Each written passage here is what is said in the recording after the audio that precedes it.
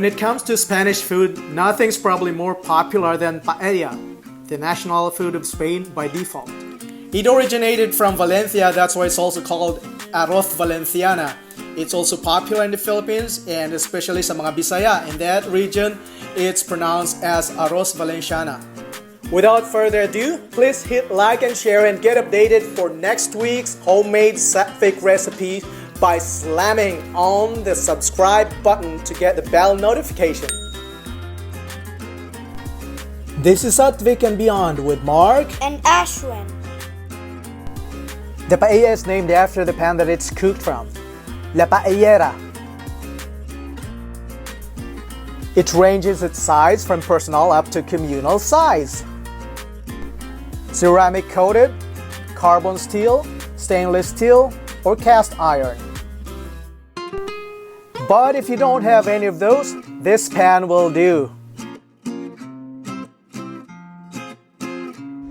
Right folks, I'm about to buy my garlic and onion substitute called safetida or hing in Hindi. And this is where I buy it from. The GP International Foods. Oh. And they have 3 kinds here. There are 3 brands you can see. So this is how they look like. That's our substitute for garlic and onions all together. These veggies look amazing. Let's do it! Core the pepper or pimiento.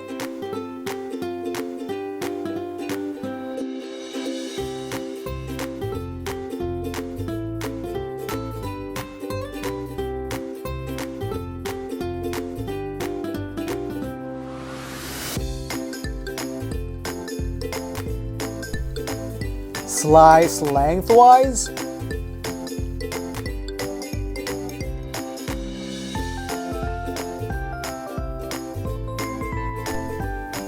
Artichokes or alcachofas. It is ideal to peel the tomatoes first before slicing. These two, they're kind of a little bit overripe. That's why you have a hard time slicing them. So choose the right ripeness.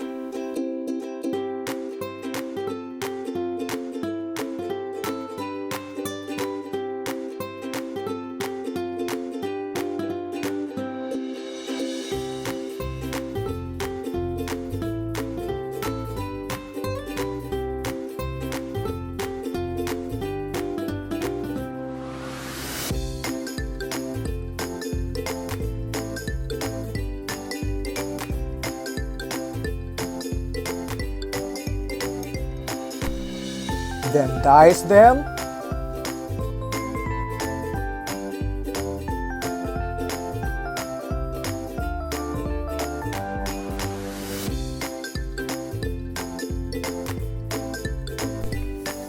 In a paellera, heat olive oil or aceite de oliva.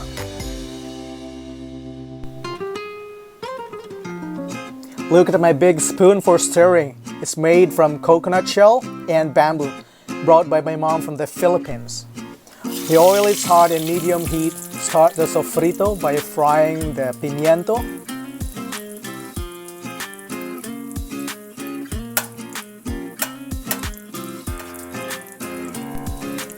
Then set aside when it's done.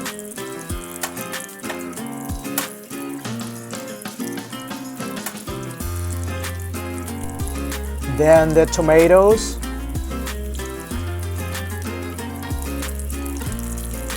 Stir. Then remove it from heat. El arroz. Mix the rice now.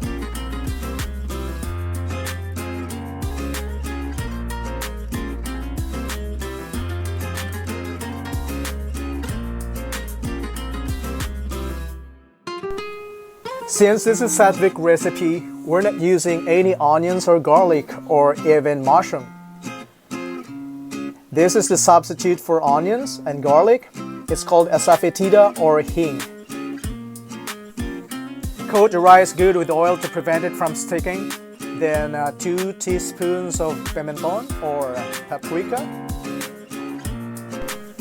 This would add to the beautiful color of your paella.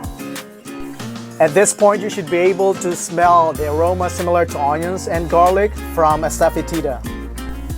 This broth or liquid had been simmering there even before you started frying the first ingredient or the sofrito, and then just pour it into the paella.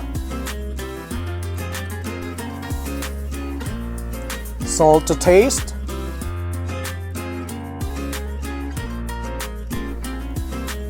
This is wakame seaweed. This would bring the briny taste of the ocean to your paella. Just a little bit of it. You can still stir everything at this point. Then you can mix now the azafran or the saffron. This is a very important ingredient. There's no substitute for its flavor. Then the artichokes, the garofon or the lima beans. Mix, mix, mix. This would be the last time that you're gonna mix it. And then el romero. Yeah, just dip it there like that to infuse the flavor with a slight movement, the slightest movement. I love the hint of the rosemary in a paella, and the traditional Valenciana, there's a hint of the romero in it. It is important not to stir the paella anymore at this point to achieve the socarrat. Control the heat. And I'm turning the paella because I have a small burner to even the heat. It would take 15 minutes doing this, like simmering it to a controlled heat. Then you can start topping it with a vegan fillet. Then after that, the pimiento. Looks beautiful now. Make it look gorgeous. Add more liquid if needed be. So I'm still turning it to achieve the socarrat without burning the bottom.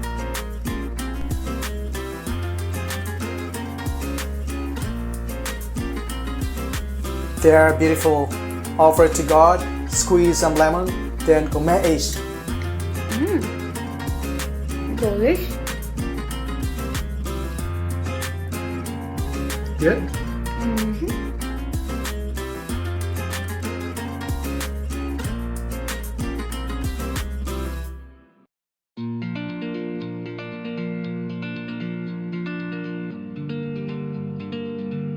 This is one of my most favorite dishes. And you know what? The best part of the paella is the socarrat, or the scorched portion.